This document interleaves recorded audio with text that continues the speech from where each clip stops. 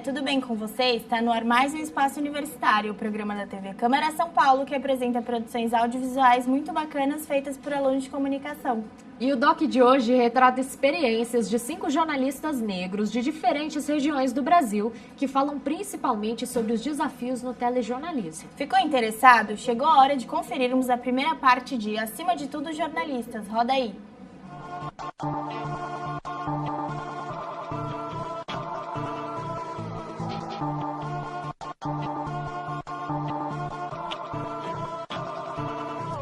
Eles querem que alguém que vem de onde nós vem seja mais humilde, baixa a cabeça, nunca revide, finja que esqueceu a coisa toda.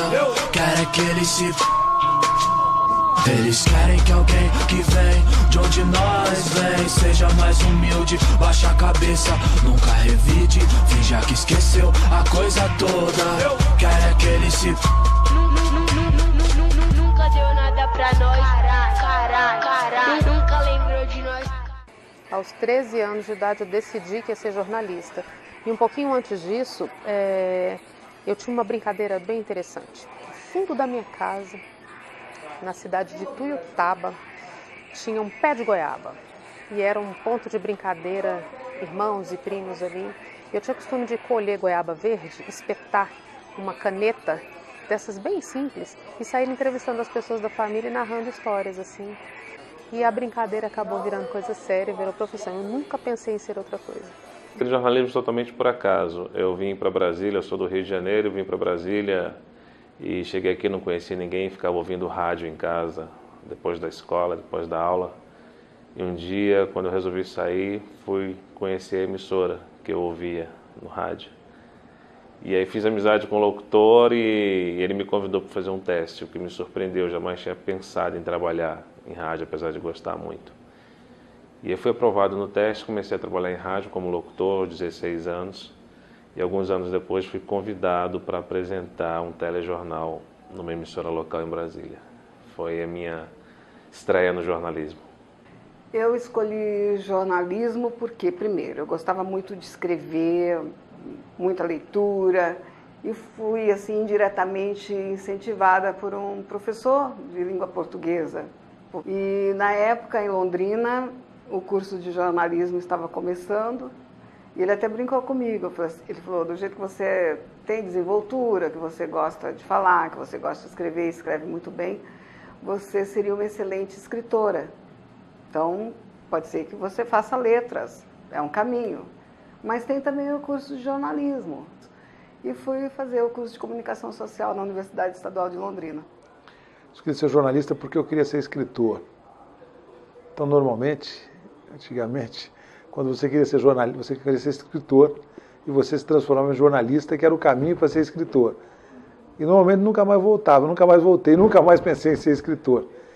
Porque no jornalismo eu descobri a reportagem e tive assim muita ligação pela reportagem. Tenho até hoje, e esqueci essa história de escritor.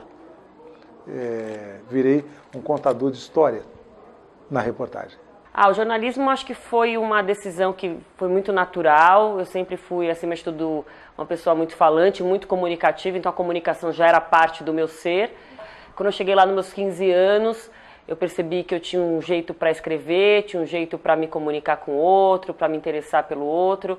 Eu percebi que a comunicação era um caminho sem volta. E dentro da comunicação havia publicidade, havia o jornalismo, havia alguma outra opção, mas nada me parecia tão interessante quanto o jornalismo. Nunca imaginei assim que eu fosse um dia ser jornalista. Não tinha um objetivo pré-determinado do que eu queria ser quando eu crescesse ou coisa parecida.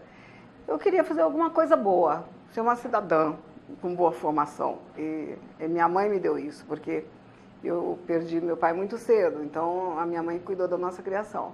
E direcionando a gente para o estudo mesmo, para a educação.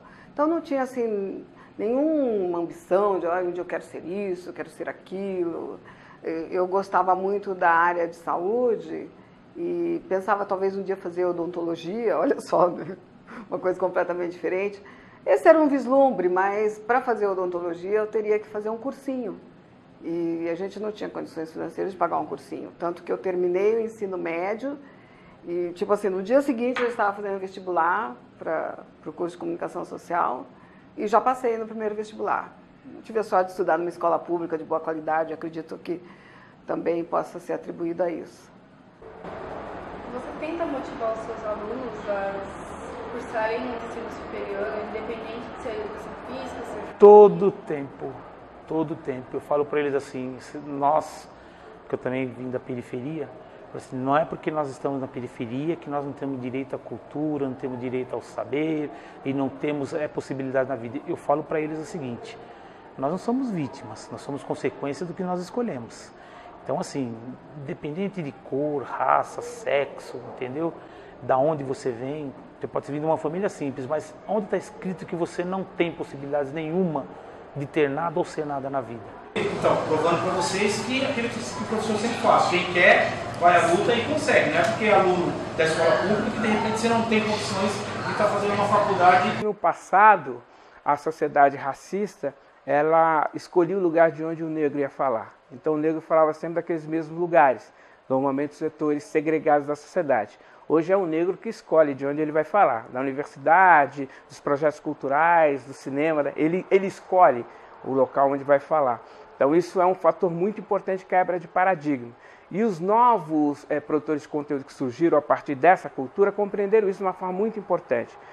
O Emicida que você citou, ele tem tido um papel bastante importante junto à juventude negra na produção de conteúdo. Ele é fruto daquilo que foi aberto pelos Racionais MC, na década anterior, que foi fruto daquilo que foi aberto por Jorge Ben, Tim Maia, que foi fruto daquilo que foi aberto por Wilson Simonal e assim sucessivamente. É uma cadeia de produtores de conteúdo que tem servido de referência.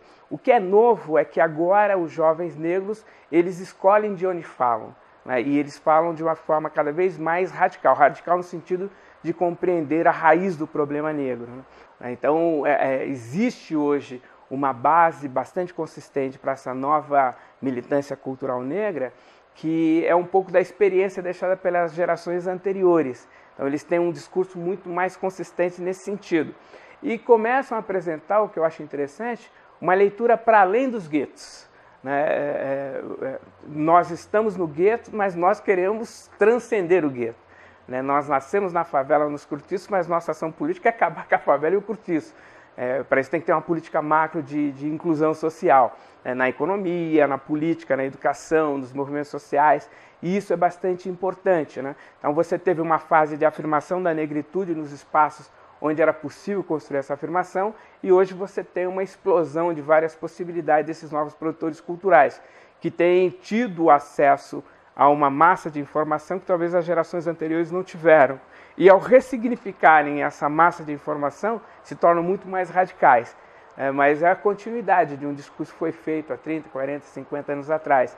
Então, um fator novo talvez tenha sido esse, de você poder hoje produzir conteúdo radical, de qualidade, mas que a partir da apropriação dessas tecnologias tem possibilidade de explodir para o mundo afora.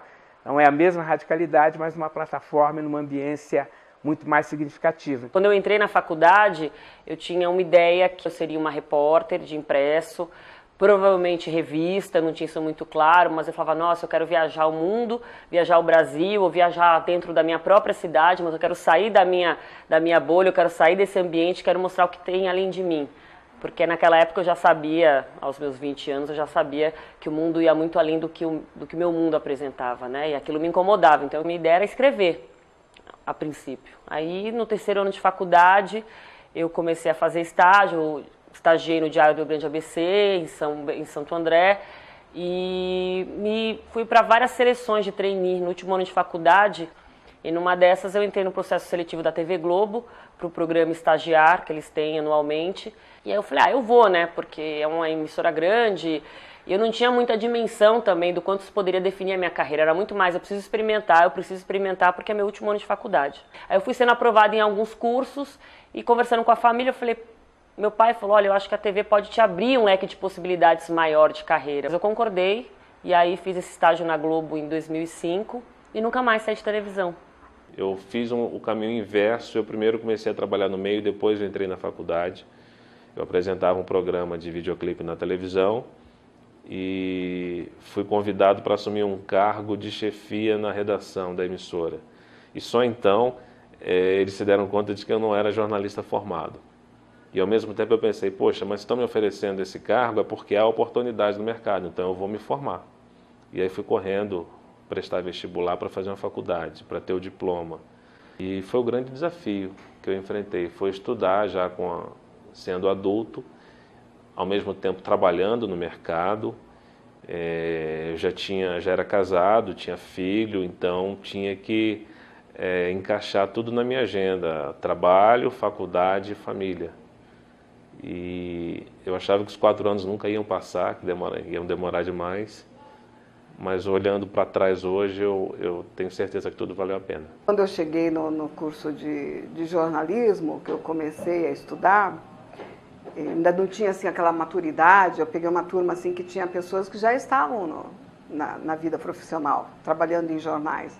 Um pessoal com muita cultura, muita maturidade.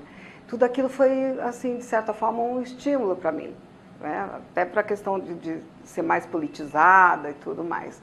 Então, eu acho que a partir dali é que começou a se delinear realmente um direcionamento mesmo para a minha vida profissional, do que eu queria para a minha vida profissional.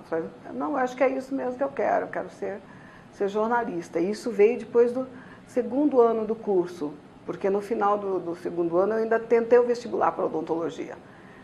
Mas sem cursinho, na época, realmente...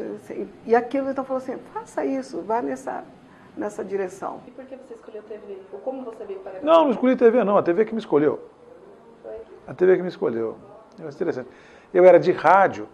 Eu comecei em jornal, e do jornal eu fui para a rádio, e na rádio, nos anos 80, no fim dos anos 70, começo dos anos 80, se instalou uma TV em Ribeirão, um canal de televisão, geradora, que era a TV Ribeirão.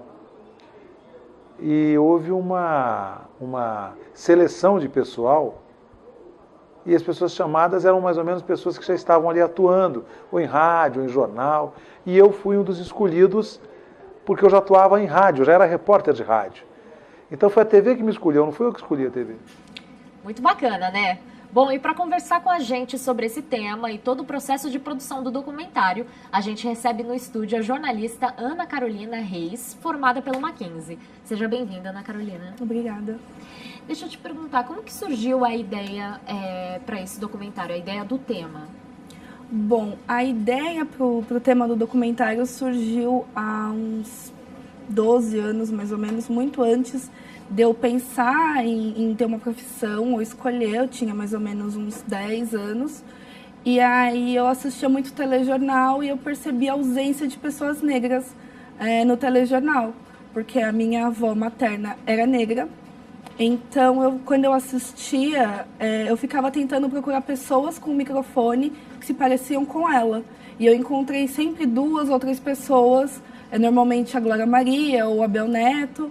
E aí eu comecei a me questionar por que não existiam mais jornalistas como ela, como a cor dela. Então, quando eu entrei para a faculdade de jornalismo, eu pensei em pesquisar esse tema e me aprofundar nele, entender por que não existem tantos jornalistas negros na televisão. Então é um tema assim, bem pessoal, né? Sim, é um tema muito pessoal. A gente viu na primeira parte do doc que você entrevistou muitos jornalistas famosos. Foi difícil chegar até eles? Como que foi? Foi complicado. Difícil não foi até tranquilo. Mas eu tentei primeiro contato formal, mandando e-mail, telefonando, indo atrás da assessoria de imprensa das emissoras. E a princípio eu não consegui. O caso mais legal que aconteceu foi com o Heraldo Pereira, da Globo. Eu estava em Brasília para entrevistar um outro jornalista e, por um acaso, esse jornalista é amigo pessoal do Heraldo e telefonou para ele no meu primeiro dia em Brasília. Então, eram 9 horas da noite, eu tinha acabado de fazer as imagens de apoio que eu precisava daquele meu primeiro dia em Brasília, quando o Heraldo pôde falar comigo. E eu precisei sair correndo do Congresso para até a TV Globo para poder gravar com o Heraldo. Isso foi muito legal, foi bem corrido, porque ele tinha 10 minutos para falar comigo e eu precisava fazer a entrevista em 10 minutos. É claro que não deu tempo de fazer todas as perguntas que eu queria ter feito, mas foi muito legal, muito legal. O que você sentiu entrevistando eles? Assim, todos eles são jornalistas e estão acostumados a entrevistar, né? Então a experiência de ser entrevistado é sempre interessante. Você sentiu alguma dificuldade? Sentiu alguma diferença ali de estar falando com eles? Olha, eu senti que eles estavam bem acostumados a dar entrevista para estudantes, mas como o meu tema é um pouco diferente dos temas que as pessoas costumam fazer os trabalhos de conclusão, eu senti que eles se sentiam um pouco mais à vontade de falar. Alguns contaram experiências muito pessoais que tiveram em relação ao racismo ou à discriminação racial e contaram fatos do dia a dia deles, dentro da emissora, fora da emissora. Então, eu senti que eles estavam muito confortáveis dando a entrevista.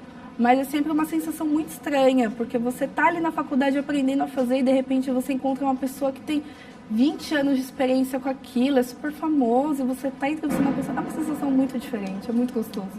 Eu ia perguntar exatamente isso. Para você, essa sensação teve sei lá, você se sentiu um pouco intimidada? Olha, eu me senti um pouco intimidada quando eu entrei na Globo para falar com o Heraldo. Eu fiquei, nossa, olha onde eu tô. E é o Heraldo, ele é super famoso, é super respeitado. Então eu fiquei assim, encantada e um pouco apreensiva sobre se ele ia responder todas as perguntas, mas foi tranquilo. A gente viu que você entrevistou vários jornalistas de várias regiões do Brasil. Isso foi proposital? Foi. Eu quis mostrar que, por mais que quando a gente assista a televisão e jornais famosos, a gente sempre veja as mesmas pessoas, em outros lugares do Brasil existem também jornalistas negros em bancadas, ou então na rua, em lugares de destaque na televisão, que não é só o eixo Rio, São Paulo e Brasília que tem esses jornalistas. O Brasil é muito grande. Infelizmente eu não pude ir até o Nordeste ou ao Norte para entrevistar esses jornalistas que tem lá. Mas ir até o interior de Minas Gerais, ir até Curitiba, para entrevistar outros jornalistas e mostrar que não é só porque eu estou em São Paulo e aqui tem bastante, que se limita aqui. O Brasil é grande, então quem assiste que está no Sul também pode se sentir reconhecido pela jornalista de lá, ou então em Minas, em Brasília, ou até em regiões do norte do Brasil. Legal. Viajar para fazer um trabalho, eu imagino que já é difícil, né? Mas viajar para fazer um documentário que necessita de, enfim, câmera, captação de áudio e tudo mais, deve ser muito mais, né? Você levou alguém com você? Você já tinha essa experiência? Não, eu não tinha essa experiência. O que eu tinha feito foi só produções locais. Então era mais fácil de se locomover e sempre tinha mais alguém comigo, mas para o documentário eu fui sozinha. Então eu fiquei 5 dias sozinha em Brasília gravando, sem ajuda de ninguém. Em Minas também, 3 dias em Minas, sozinha, e andando para cima e para baixo. Em Curitiba também, mais 2, 3 dias lá. Então era muito corrido.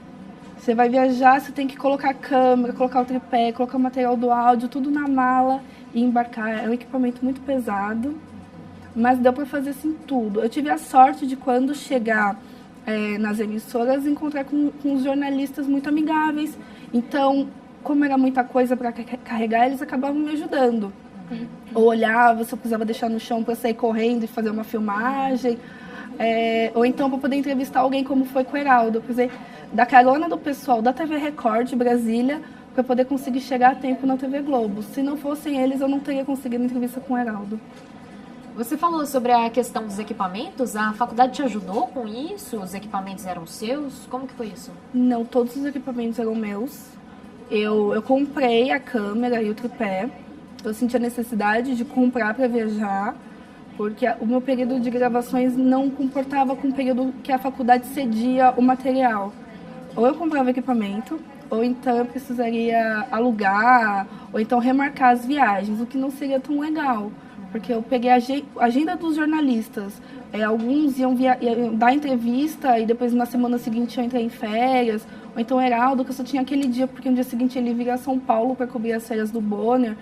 Então eu precisei comprar mesmo. Eu senti até uma segurança, assim, saber que era meu, e que se acontecesse alguma coisa com o material não teria problema, porque se é da faculdade ia ter que pagar multa, alguma coisa assim, e não seria tão legal. Então eu preferi comprar. Legal. Você falou em questão da agenda deles e tudo mais. E como que foi para você conciliar a sua agenda com a agenda deles e marcar uma viagem para vários lugares? Como que foi isso? Foi muito difícil? Não foi tão difícil, desafiador. Assim, mas foi desafiador, porque eu estava estagiando na época, então eu precisava me virar em 4 para conseguir dar conta do estágio e conta das viagens. E você conseguiu? Eu consegui, deu tudo certo. Eu tinha férias para tirar do estágio, então eu aproveitei, principalmente quando eu fui a Brasília, eu fui em dezembro, eu fui na segunda semana de dezembro para Brasília, então eu tinha um mês de férias, eu tirei uma semana, fui a Brasília, fiz as entrevistas durante a semana, depois eu voltei para o estágio normal. Para Curitiba, eu precisei ir no final de semana, que era o último dia que a Dulcineia estava trabalhando, e era aquele dia, porque ela só ia voltar muito em cima da minha entrega do TCC, então precisei faltar no estágio, mas para algumas coisas eu consegui contornar, usar as férias que eu tinha, para outras eu tive que pedir os dias mesmo, falar assim, olha, eu não vou poder vir porque eu vou viajar, e eles aceitaram tranquilo. E ao todo foram quantos dias, assim, que você ficou fora? Você tem ideia, mais ou menos? Eu fiquei quase um mês fora. Mas, assim, tudo de picadinho. Eu comecei em São Paulo, que era aqui, mais perto, com a Aline Midley. E aí foi um dia só, foi tranquilo. Em Brasília eu fiquei uma semana, Curitiba mais um pouquinho, e juntando tudo dá um mês. Nossa, é muito tempo. Muito tempo. Legal. Bom, daqui a pouco a gente continua a nossa conversa, mas agora a gente vai para um rápido intervalo e volta já já.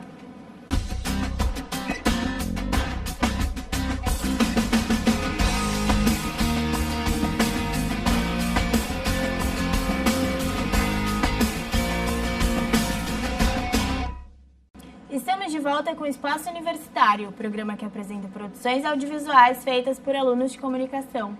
Vamos conferir a segunda e última parte de Acima de Tudo Jornalistas. Roda aí. Quando eu fiz a faculdade, quando eu fui para a academia, a minha intenção era trabalhar numa revista. Eu sempre gostei muito do impresso. Mas quando você está terminando o curso, talvez você compartilhe do meu sentimento, você quer trabalho. O primeiro emprego que eu consegui foi em TV. Foi de uma forma bem curiosa. Eu estava passando numa avenida, fui convidada para tomar um café com essa conhecida antiga que era do departamento comercial da emissora. Me apresentou a editora de jornalismo que me fez uma proposta e eu disse de forma nenhuma, não quero TV. TV não é o meu sonho. Tempos depois, acho que uns 15 dias depois, você quer trabalhar? Eu falei, quero. Em TV, não. Vem. Falei, quando? Hoje. E fui. E recebi 3 pautas e o desafio, me traga esses 3 materiais. E assim eu comecei. E eu gosto muito, porque eu achava que a TV não te permitia fazer um jornalismo muito claro. E hoje eu já acho diferente. Eu acho que a TV ela te desafia a ter que ser claro, fazer com qualidade, em um tempo pequeno. Eu me apaixonei por TV, fiz um tempinho de rádio junto. E foi só isso que eu fiz a vida toda. Eu comecei na Rede Record como apresentador de um telejornal local, fazia algumas matérias especiais, não era todo dia, mas fazia algumas. Fui correspondente internacional do Jornal da Record na África do Sul, 2 anos antes da Copa do Mundo, lá na África do Sul. E fiz jornalismo institucional também. Eu trabalhei na TV Justiça, no Núcleo de Superior Tribunal de Justiça, e trabalhei na EBC, a rede de televisão do governo federal, que na minha época se chamava ainda Radiobras. Então fiz esse outro tipo de jornalismo também, jornalismo institucional, fui correspondente, fiz jornalismo local e agora nos últimos 10 anos eu estou no jornalismo político de Brasília. Por incrível que pareça, eu comecei em Ribeirão Preto numa seleção que foi uma seleção em que o componente racial fez parte.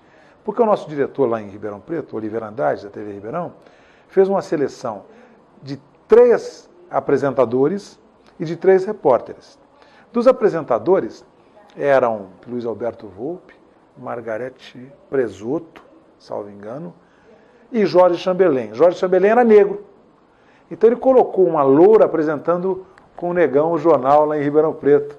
os jornais locais. E ele dizia o seguinte, não, porque a gente tem que fazer um mix racial. E na reportagem, ele escolheu a Mirtz Wirman, o Nelson Araújo e a mim. Então eu já fui fruto ali, lá no início da televisão, de uma política inclusiva. Na época nem se falava em cota, nem se falava nessa questão, né? Mas o Oliveira Andrade, por uma experiência empírica da cabeça dele, já fez isso no meu começo na televisão. Você acha que no futuro haverão mais negros nas bancadas ou nas reportagens por causa dos programas de cotas que estão agora nas universidades? Olha, eu acho que o negro está subrepresentado nos postos da sociedade brasileira. Não é só na televisão, não é só no jornalismo. O negro está subrepresentado no restaurante que você frequenta, o negro está subrepresentado na repartição pública. Nós temos aqui em Brasília os postos que são ocupados por indicação, os cargos de confiança. Nesses cargos de confiança, o negro está subrepresentado. Então, quer dizer, a sociedade vai ter que resolver essa questão. A sociedade que se pretende uma nação vai ter que resolver essa questão. Dentro dessa resolução, eu acho que a tendência é de que o negro esteja mais representado nos diferentes setores da sociedade doravante. Porque há uma subrepresentação. E há uma subrepresentação ainda maior em relação às negras. A mulher negra tem uma situação mais degradada do que a do homem negro, que tem uma situação já degradada. Ser mulher é uma barra no Brasil. Ser mulher de um modo geral. Ser mulher e ser pobre é pior ainda. Ser negra, ser mulher, né? Volta. Ser mulher, ser negra e ser pobre, eu acho que é a pior situação que uma mulher pode enfrentar nesse país. Ser mulher é difícil, mas quando você tem ainda o preconceito de cor, além do preconceito de gênero e ainda o limite social, que é a falta de grana, eu acho que isso é uma condenação muito mais difícil de se livrar. Mas super possível. Hoje em dia, cada vez mais, você vê mulheres negras na periferia, monstras, né, grandes lideranças que estão fazendo toda a diferença.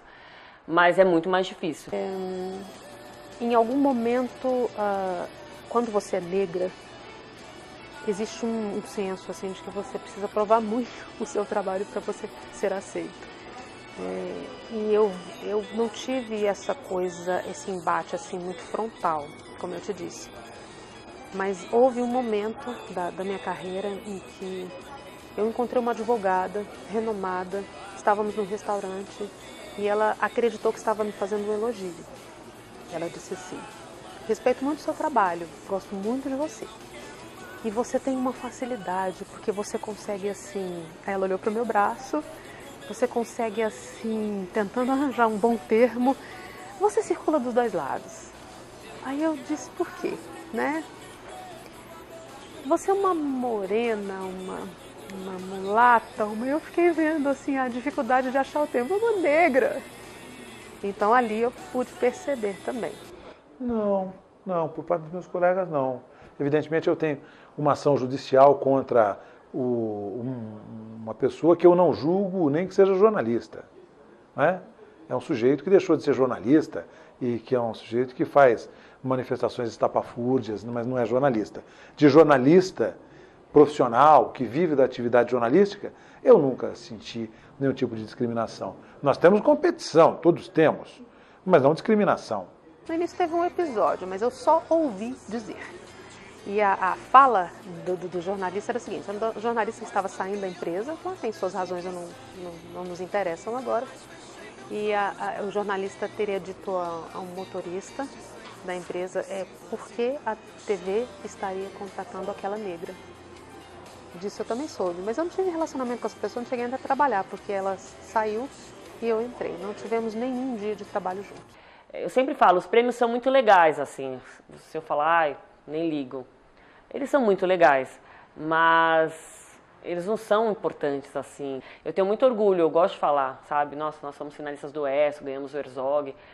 Eu não diminuo os prêmios que eu ganhei, eu gosto muito, é uma maneira de me motivar a a seguir adiante, mas é que tem tanta gente boa, fazendo tanta coisa boa e que não ganha prêmio, que eu acho que isso é só uma parte legal que eu posso contar para dividir. Poxa, finalista do ESSO, ganhei o Vladimir Herzog, e nossa, já tem na minha estante alguns prêmios importantes. Lógico que é legal, isso é motivador nos momentos difíceis, né? O jornalista vive essa crise interna de querer contar as histórias que ele quer e às vezes não dá, então a gente saber que fez alguma coisa legal e que foi referendado por outros colegas e que te premiaram, né, daquela forma, isso é muito bonito, é muito legal. Mas eu acho que o mais importante é a missão que você se coloca todo dia, sabe? Todo dia que eu acordo assim, eu passei por um processo muito grande de mudança profissional e eu falava, acima de tudo eu sou jornalista, sabe? Porque a televisão é um instrumento, é um meio, mas eu sou jornalista, independente de onde eu estiver, na TV, na rede social, na internet, no impresso, eu sou jornalista. O que me move a ser jornalista? É contar a história e tentar melhorar um pouquinho alguns pedacinhos desse mundo através da informação. A representatividade do negro no jornalismo importa? Importa, com certeza importa, porque a televisão deveria ser o reflexo da sociedade. Se você vê vários negros na televisão, os outros negros que estão assistindo, que têm vontade de ser jornalistas, eles vão acreditar que é possível chegar ali naquela posição. Nós vivemos num país multirracial. E por que não temos o negro, o japonês, o loiro, o ruivo, todos os matizes raciais? É importante, porque é representativo do país que nós vivemos, né? Mas eu penso assim, que o fato de nós estarmos hoje trabalhando nas emissoras de televisão e buscando, dando essa visibilidade, é muito importante, até como forma de mostrar que o negro é capaz, sim, tanto quanto o não negro. Eu acho que, não a minha imagem, eu acho que o trabalho dos colegas, a dedicação dos colegas, dos apresentadores, dos editores, dos repórteres, realmente contribui para que as pessoas jovens tenham essa atenção para com o jornalismo. Acho que não é o meu, assim, né? Eu não gostaria de ser cabotino, né? Dizer, porque eu... Não. Eu acho que o William, no Jornal Nacional, contribui, o Chico, a Ana Paula, a Sandra, o Evaristo, o William Vac, os apresentadores, time de apresentadores da TV Globo, mas não só da Globo, de outras emissoras também. Mas aqui a gente tem uma preocupação em informar e, além de informar, a gente quer, sim, ser uma referência para as pessoas. Para as pessoas, para o público, que é a nossa razão de ser, né? E para os jovens, para as pessoas de mais idade, mas a gente quer ser uma referência. Então eu acho assim, que eu não me vejo como um exemplo para um segmento da sociedade, né? Assim, eu acho que nós trabalhamos para a opinião pública, para as pessoas, e nós temos aqui um dos nossos colegas jornalistas tem em mente ser referência para as pessoas, né, de modo geral. Todos nós, jornalistas negros, inevitavelmente a gente acaba tendo um pouco essa missão também. Mesmo que a gente não tome ela pra gente, que ela não seja uma missão oficial, eu acho que a gente sabe que estando ali, tão em evidência, no horário nobre, fazendo matérias, fazendo uma apresentação, eu acho que a gente já sabe que nos cabe ali um papel diferente, que a gente tem uma responsabilidade muito grande, principalmente para com os nossos colegas de trabalho de um modo geral, como também com a sociedade, com as pessoas que nos veem, outros profissionais negros que nos veem também como uma inspiração, né? Mas eu acho que a gente carrega um pouco essa missão, mesmo sem perceber. Eu escolhi ser jornalista, a maioria das pessoas falam porque gostam de escrever, mas eu acho que isso vai mais além. Eu gosto de questões sociais, questões políticas, e eu acho que essas questões devem ser levadas para fora, para a sociedade. Quando você vê uma pessoa negra em um cargo alto, você se sente representada, porque eu acho que isso é um estímulo para as outras pessoas negras a não desistirem dos seus sonhos. Acho que é isso. Meu nome é Giovana Cristina Marcelino de Almeida. Quero ser jornalista. Por quê? Porque eu gosto muito de jornalismo. Eu assisto muito jornalismo e quando eu crescer eu quero ser jornalista por causa que eu gosto muito de jornal. Eles querem que alguém que vem de onde nós vem seja mais humilde, baixa a cabeça, nunca revide, finja que esqueceu a coisa toda. Querem que ele se... Nunca deu nada pra nós, carai. Nunca lembrou de nós, carai. Nunca deu nada pra nós, carai. Nunca lembrou de nós, carai.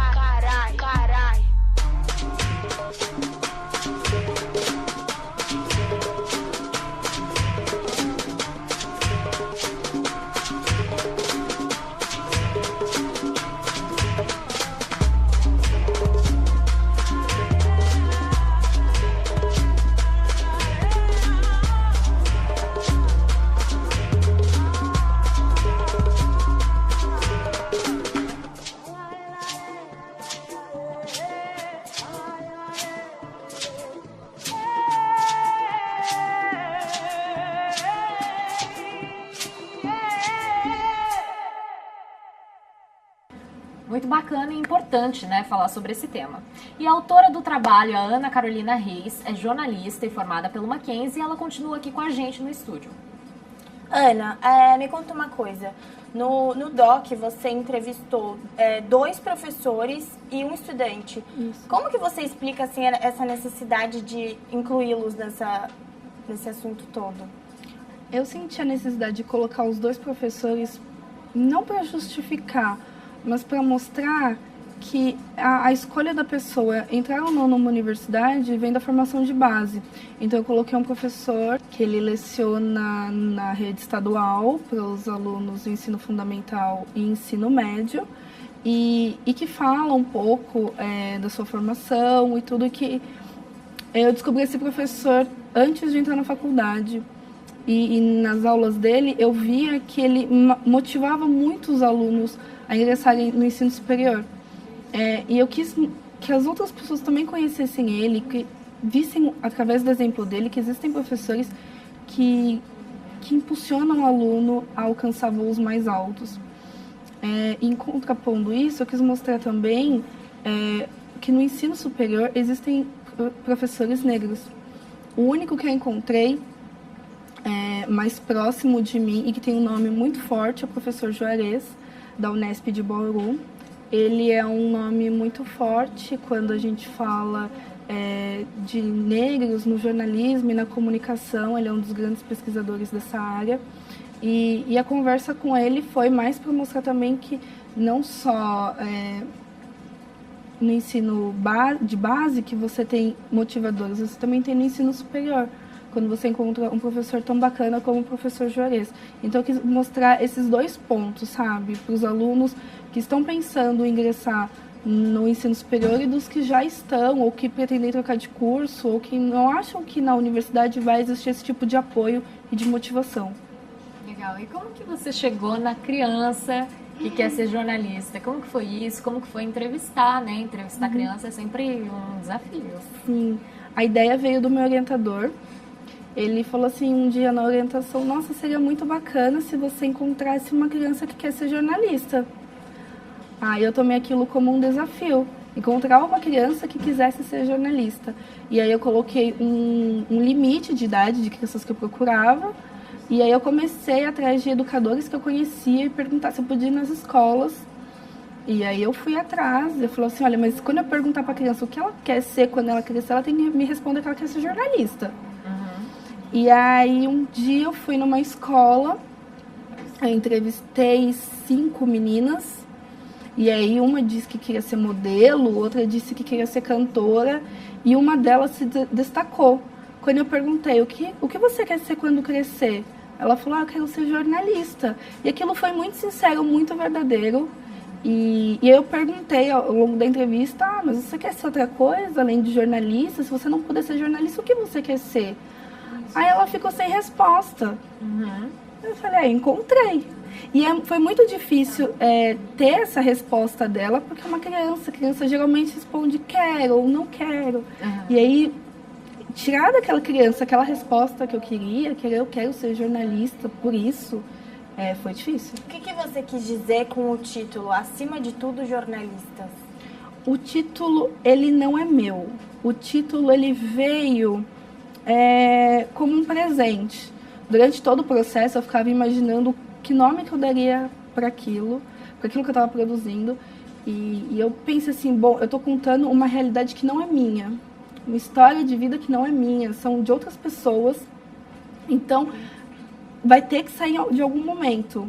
E aí, durante a entrevista com a Aline Midley, que hoje é apresentadora do jornal da Globo News, ela contou e ela falou que ela, acima de todas as coisas que aconteciam com ela durante a carreira, ela seria jornalista. E aí, durante a edição, aquilo me arrepiou. Eu falei, gente, é isso o título. Não tinha como ser outro. Legal. Ana, você continua estudando questões étnico-raciais? Sim, continuo.